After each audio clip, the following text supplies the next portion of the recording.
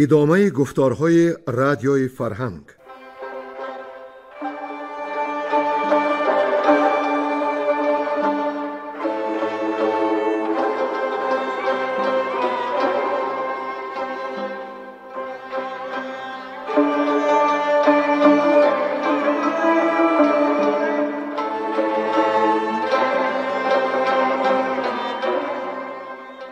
بسا رنج بردم در این سال سی، عجم زنده کردم بدین پارسی.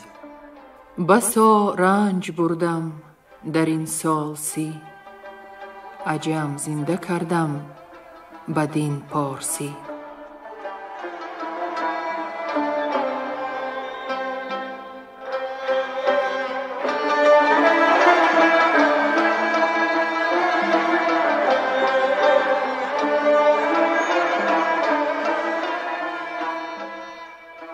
شنونده های ارجمند، با توجه شما محفل ادبی از روی شاهنامه بیزوال ابوالقاسم فردوسی. صدر محفل نظام قاسم.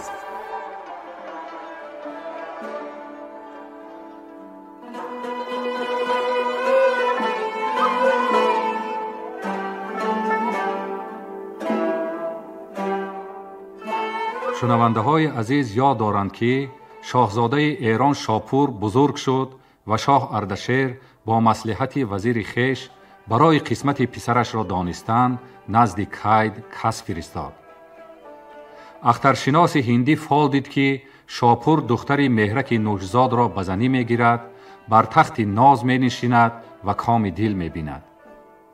برای شنونده های عزیز خاطررسان می کنیم که مهرک نوشزاد پادشاه شهرستان جهرم بود و چون شاه اردشیر بار اول با هفتواد نبرد میکرد به کشور او تاخت و همه گنجش را پریشان ساخت. بعداً شاه اردشیر مهرک را با همه تخمه اش نابود کرد جز یک دخترش که رو به گریز آورد.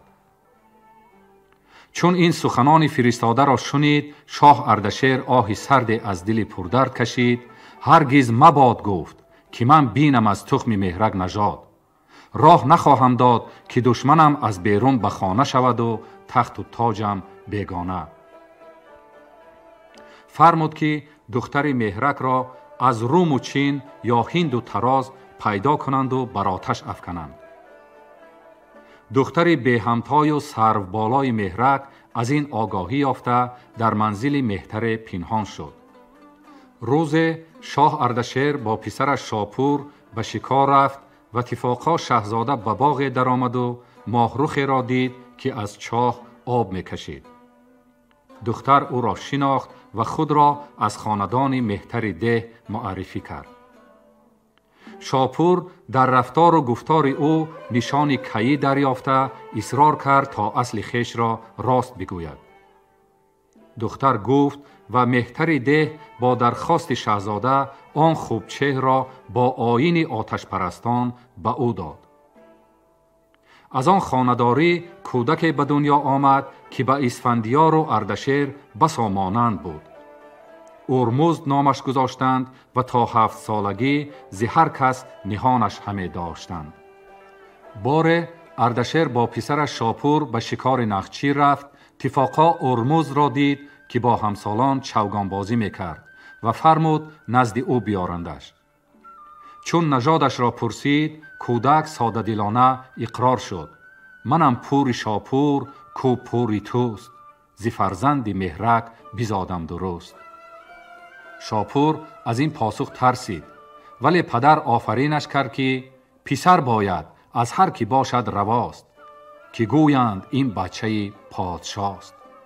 از شادمانی تخت زرین خواست، سر کودک را با زرین کلاه بیاراست، در کرم بگشاد و درویش و خردمندان را هدیه ها داد. در پایان آن گفتار از تدبیرهای سخن رفت که اردشیر در کار پادشاهی اندیشیده بود و اکثرا دستور کار تخت نشینان همه دور و زمانها بوده می توانند. امروز ادامه داستان پادشاهی اردشیر بابکان را بشنوید. گوینده ها گلرخسار صفی، نظر یزدانی، عبدالرشید خوجمقلوف، حاجی اسماعیل پیر محمدزاده و بنده.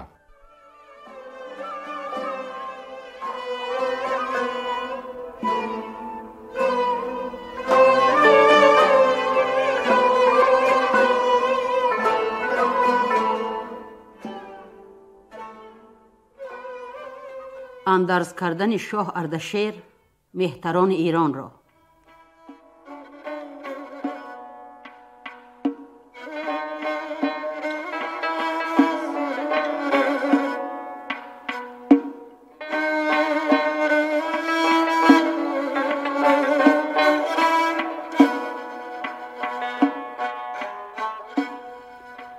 چو از روم و از چین و از ترک و هند، جهان شد مرو را چو رومی پریند.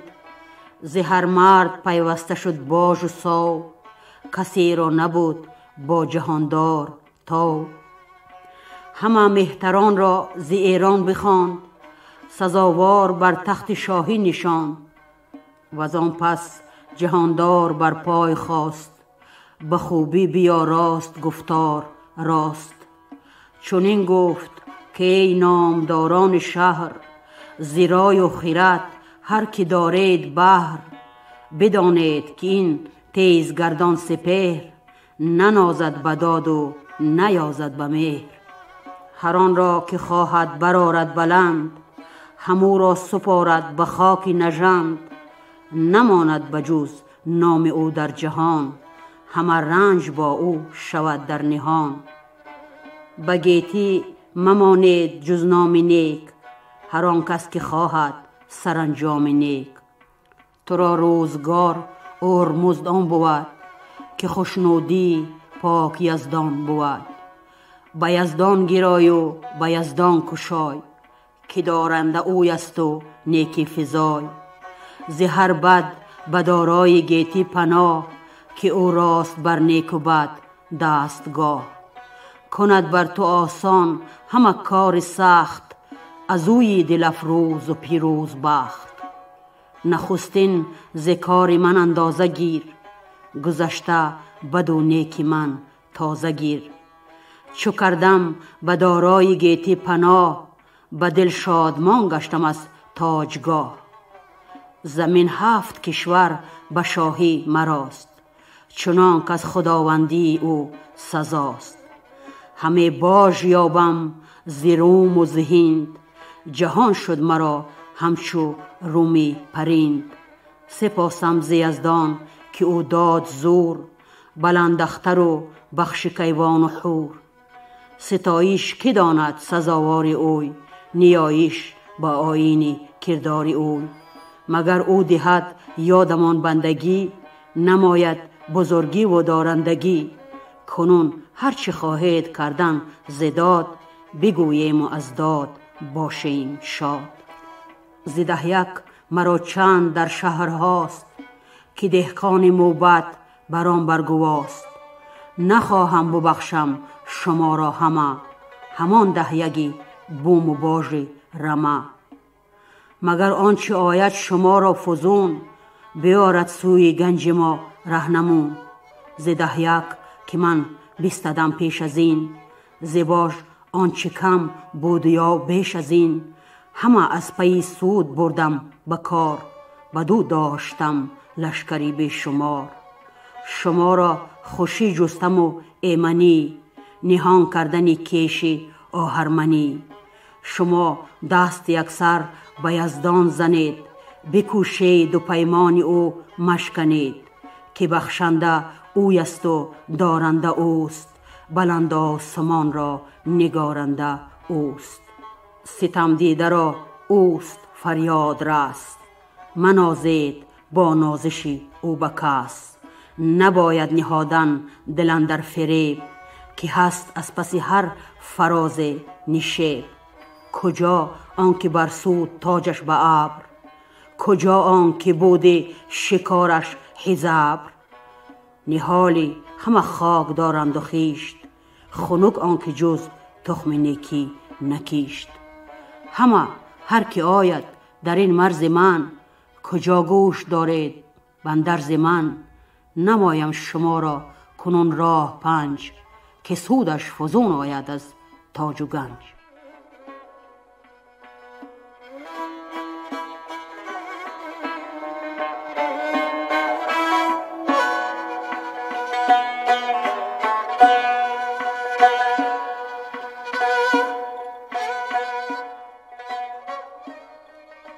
اندرز کردن اردشیر مردمان را.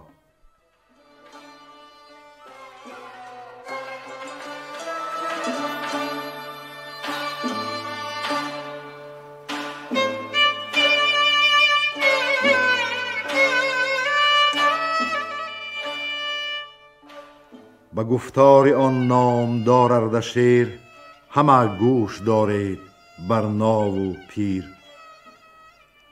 هر آن کس که داند که دادار هست، نباشد مگر پاک یزدان پرست. دیگر آن که دانش مگیرید خوار، اگر زیر دستید اگر شهریار. سه دیگر بدانی که هرگز سخن، نگردد بری مرد دانا کهن. چهارم چنان دان که بیمی گناه، فزون باشد از بند و زندان شاه. به پنجم سخن مردم عیب جوی، نگیرد به نزد کسان آبروی. بگویم یکی تازه اندرز نیز، که آن برتر از دیده و جان و چیست. خنک آن که آباد دارد جهان، بود آشکارای او چون نهان. دیگر آن که دارد هم آواز نرم، خرد دارد و شرم و گفتار گرم.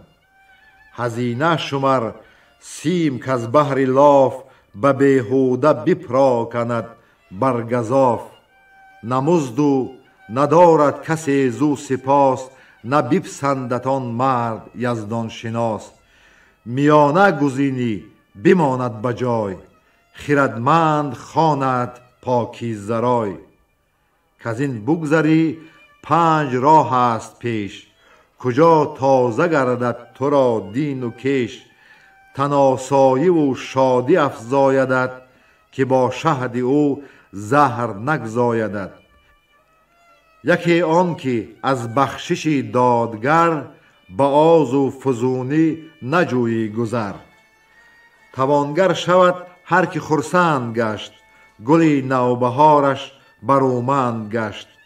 اگر بشکنی گردنی آز را، نگویی به پیش زنان راز را. سه دیگر ننازی به ننگ و نبرد، که ننگ و نبرد آورد رنج و درد. چهارم که دل دور داری ز غم، ز ناآمده غم نباشی دیژم. به پنجم به کاری که کار تو نیست، نیازی بدان کان شکار تو نیست. همه گوش دارید پندی مرا، سخن گفتنی سودمندی مرا. زمان میاسای از آموختن، اگر جان همی خواهی افروختن. چو فرزند باشد به فرهنگ دار، زمانه زبازی بدو تنگ دار. همه یاد دارید گفتار ما، کشیدن بدین گونه تیمار ما. هر آن کس که با داد و روشن دلید، ز آموزش یکدیگر مگسلید. دل آرام دارید از 4 چیز، کزو خوبی و سودمندیست نیز. یکی بیم و آزرم و شرم خدای، که تا باشدت رهبر و رهنمای. دیگر داد دادن تنی خیش را، نگه داشتن دامنی کیش را. به فرمان یزدان دل آراستن، ورا چون تنی خیشتن خواستن. سه دیگر که پیدا کنی راستی، بدو افگنی کژی و کاستی. چهارم که از رای شاه جهان، نپیچی دل از آشکار و نهان. ورا چون تنی خویش خواهی به مهر، ز فرمان او تازه گردد چهر. دلت بسته داری به فرمان اوی، روان را نپیچی ز پیمان اوی. بر او مهر داری چو بر جان خویش، چو با داد بینی نگهبان خویش. غمی پادشاهی جهانجوی راست، ز گیتی سگالیش نگیرد ز کاست. گر از کارداران و از لشکرش، بداند که رنج است بر کشورش. نیازد به داد او جهاندار نیست، بر او تاج شاهی سزاوار نیست. سیه کرد منشور شاهنشهی، و آن پس نباشد ورا فرهی. چنان دان که به دادگر شهریار، بود شیر درنده بر مرغزار. همان زیر دستی که فرمان شاه، برنج و به کوشش ندارد نگاه. بود زندگانیش با درد و رنج، نگردد کهن در سرای سپنج. اگر بهتری باید و مهتری، نیابی به زفتی و کنداوری. دلی زیر دستان ما شاد باد، هم از داد ما گیتی آباد باد.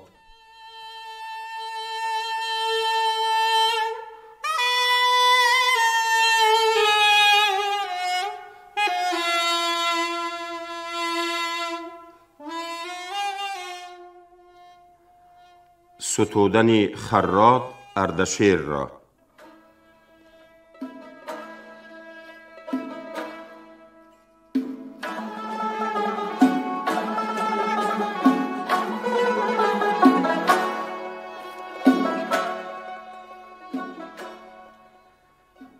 چو بر تخت بنشست شاه اردشیر، بشد پیشگاهش یکی مردی پیر. کجا نام آن پیر خراد بود، روان و زبانش پر از داد بود. چنین داد پاسخ که ای شهریار، انوشه بوی تا بود روزگار. همیشه بیزی شاد و پیروز بخت، به تو شادمان کشور و تاج و تخت. به جایی رسیدی که مرغ و دده، زنند از بری بخت پیشت رده. بزرگی جهانی کران تا کران، سرافراز بر تاجور مهتران. کی داند صفت کردن از دادی تو، که داد و بزرگیست بنیادی تو. همه آفرین را فزایش کنیم، خدای جهان را نیایش کنیم. که ما زنده اندر زمانی توییم، به هر کار نیکو گمانی توییم. خریدار دیدار و چهری تو را، همان خوب گفتار و مهری تو را. تو ایمین بیزی کز تو ما ایمینیم، مبادا که پیمان تو بشکنیم. تو بستی رهی بدسگالان ما، ز هند و ز چین ناهمالان ما.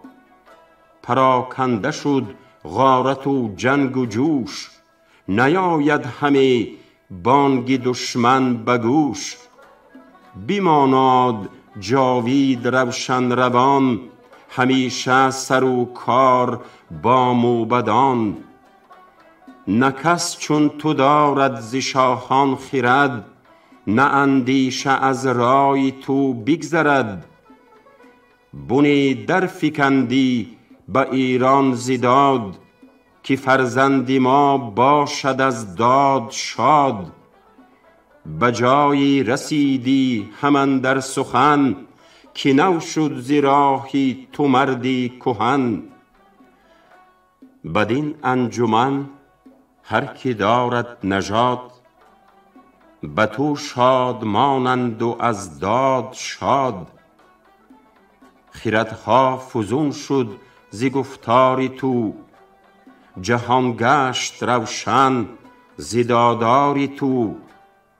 توی خلعتی ایزدی بخت را، کلاه و کمر بستن و تخت را. بمانی چنین شاد با مهر و داد، ندارد جهان چون تو خسرو بیاد. جهان ایمن از برز و از فر توست، خنوکان که در سایه پر توست. همیشه سری تخت جای تو باد، جهان زیر فرمان و رای تو باد.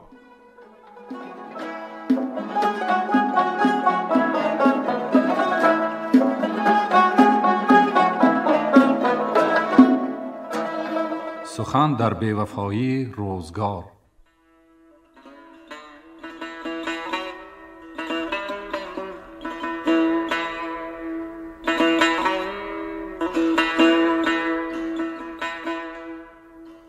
الا ای خریدار مغزی سخن، دلت برگسل زین سرای کهن. که او چون من و چون تو بسیار دید، نخواهد همه با کسی آرمید. اگر شهریاری وگر پیشکار، تو اندر گذاری و او پایدار. چی با رنج باشی چی با تاج و تخت، بباید بستن به فرجام رخت.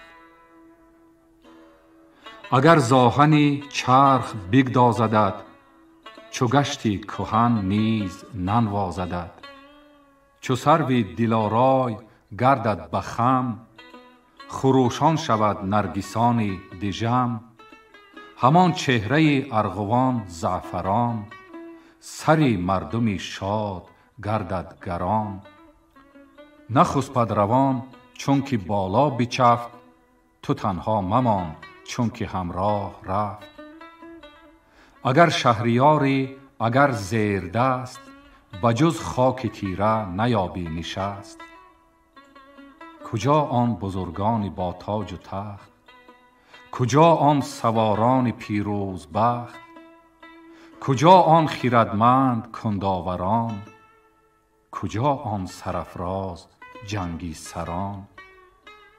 همه خاک دارند بالین و خیشت، خنک آن که جز نامی نیکی نکیشت. نشان بس بود شهریار اردشیر، چو از من سخن بشنوی یاد گیر.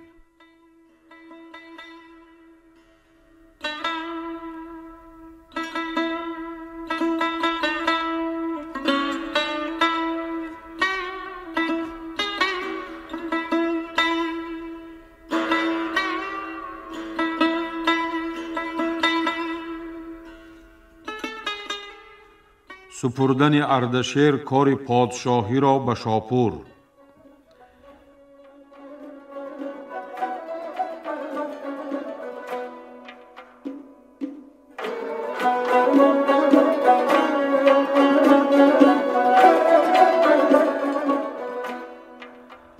چو سال اندر آمد به 78، جهانداری بیدار بیمار گشت.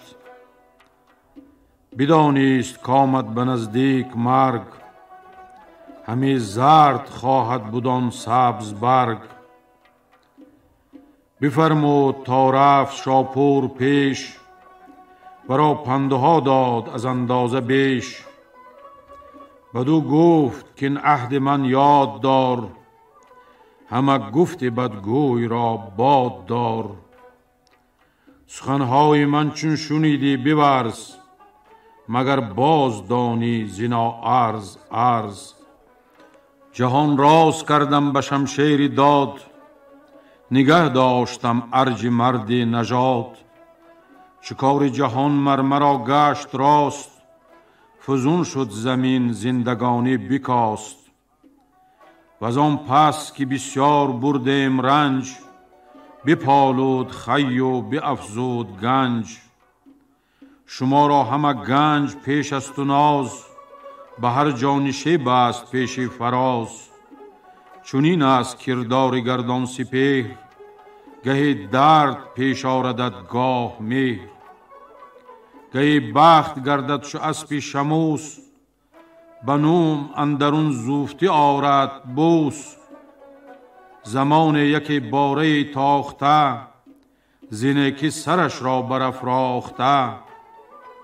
بدان ای پسر کین سرای فریب، ندارد تو را شادمان بی نهیب.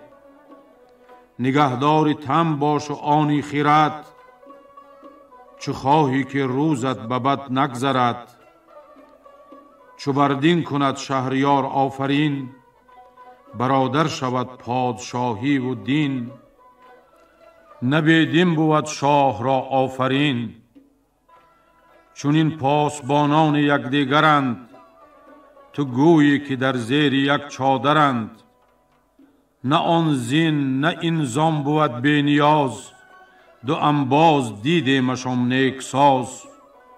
چو باشد خداوند رای و خرد، دو گیتی همه مرد دینی برد.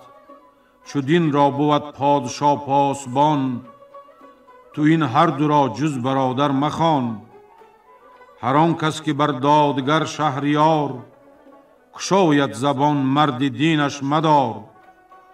چو دیندار کین دارد از پادشاه، مگر تا نخوانی ورا پارسا. چی گفت آن سخنگوی با آفرین، که چون بینگری مغز داد است و دین. سری تخت شاهان بپیچد سه کار، نخستین ز بیدادگر شهریار. دیگر آنکه بیمایه را برکشد، ز مرد هنرمند برتر کشد. سه دیگر که با گنج خیشی کند، به دینار کوشد که بیشی کند. به بخشندگی ناز و داد و خیرت، دروغ عیش تا بر تو بر نگذرد. رخی پادشاه تیره دارد دروغ، بداندیش هرگز نگیرد فروغ. نگر تا نباشی نگهبان گنج، که مردم ز دینار یازد برنج. اگر پادشاه آز گنج آورد، تنی زیر دستان برنج آورد. کجا گنج دهقان بود گنج اوست، وگر چند بر کوشش و رنج اوست. نگهبان بود شاه گنجی ورا، به بار آورد نیز رنجی ورا. بدان کوش تا دور مانی ز خشم، به مردی بخواب از گنهگار چشم. چو خشم آوری هم پشیمان شوی، به پوزش نگهبان درمان شوی.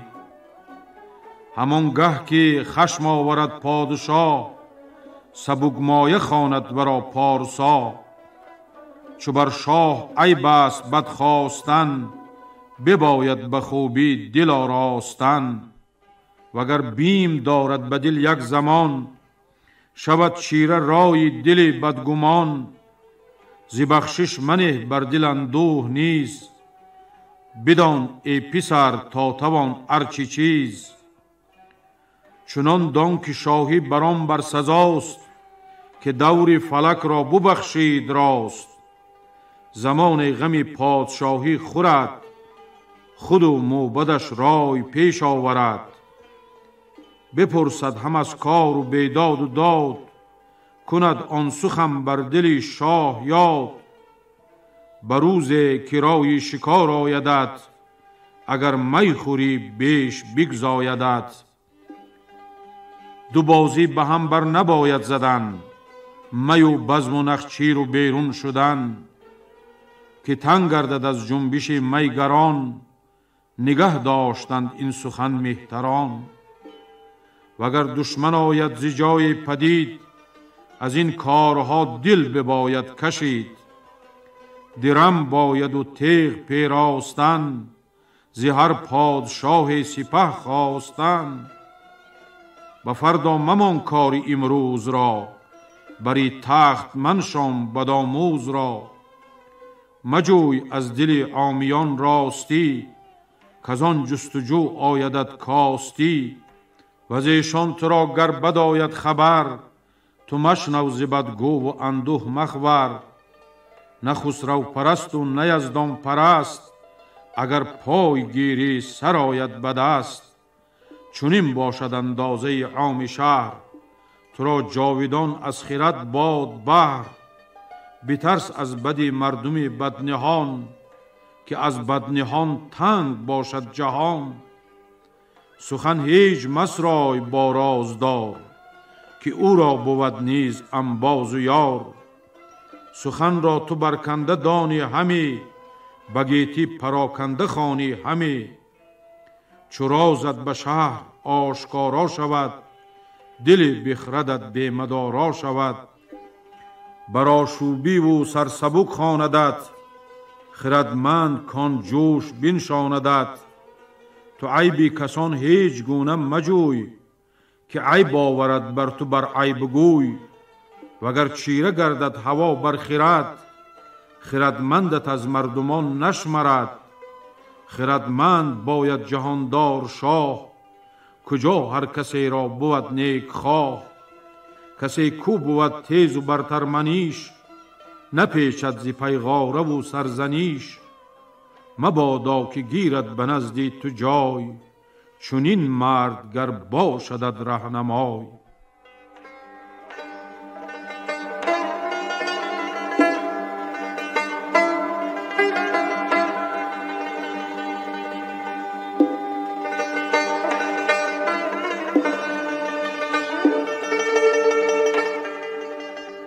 چو خواهی که بیستایدت پارسا، بنه خشم و کین چون شوی پادشاه. هوا هر که بر تخت حشمت نشست، نباشد خردمند و یزدان پرست. نباید که باشی فراوان سخن، بروی کسان پارسایی مکن. سخن بشنوی بهترین یاد گیر، نگر تا کدام آیدت دلپذیر. سخن پیش فرهنگیان سخته گوی، به هر کس نوازنده و تازه روی. مکن خوار خواهنده درویش را، بری تخت منشان بداندیش را. هر آن کس که پوزش کند بر گناه، تو بپذیر و کین گذشته مخواه. همه دادگر باش و پروردگار، خنک مردی بخشنده و بردبار. چو دشمن بترسد شود چاپلوس، تو لشکر بیارا و بربند کوس. به جنگ آنگهی شو که دشمن ز جنگ، بپرهیزد و سست گرددش چنگ. وگر آشتی جوید و راستی، نبینی به دلش اندرون کاستی. از او باش بیستان و کینه مجوی، چنین آر نزدیک او آبروی. بیارای دل را بدانش که عرض، بدانش بود چون بدانی بورز. چو بخشنده باشی گرامی شوی، بدانایی و داد نامی شوی. تو عهد پدر با روانت بدار، به فرزند مان همچنین یادگار. چو من حق فرزند بگزاردم، کسی را بگیتی نیازاردم. شما هم از این عهد من مگذرید، نفس داستان را به بعد مشمرید. تو پندی پدر همچنین یاد دار، به نیکی گیرا و بدی باز دار. به خیره مرنجان روانی مرا، به آتش تنی ناتوانی مرا.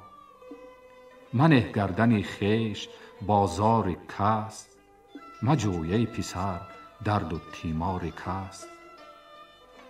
بر این بگذرد سالیان 500، بزرگی شما را به پایان رسد.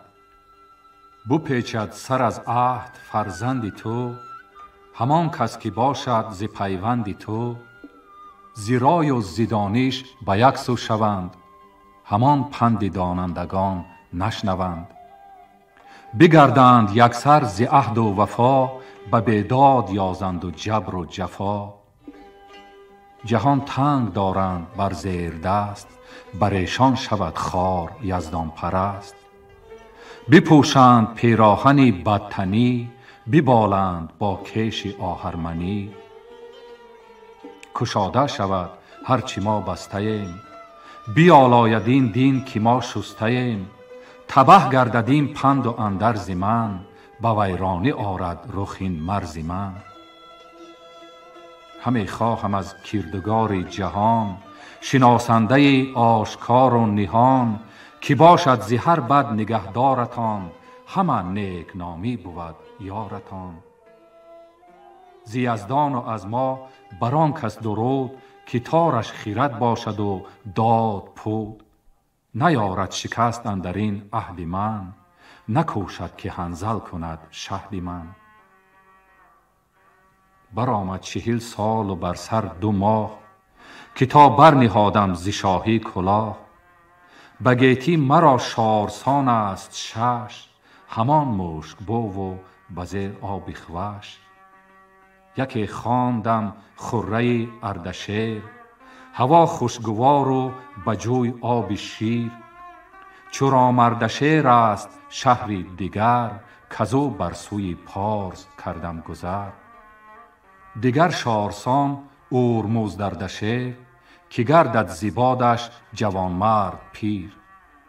بدو شاد شد کشوری خوزیان، پر از مردم و آب و سود و زیان. دیگر شارسان برکه اردشیر، پر از باغ و پرگلشن و آبگیر. 2 در بوم میسان و آب فرات، پر از چشمه و 4 پا و نبات. که خانی بینا پادشاه اردشیر، چو از من سخن بشنوی یاد گیر. کنون دخمه را برنهادیم رخت، تو بسپار تابوت و پرداز تخت. بسی رنج ها بردم اندر جهان، چی بر آشکارا چی اندر نهان. روانی مرا شاد گردان بداد، که پیروز بادی تو بر تخت و شاد.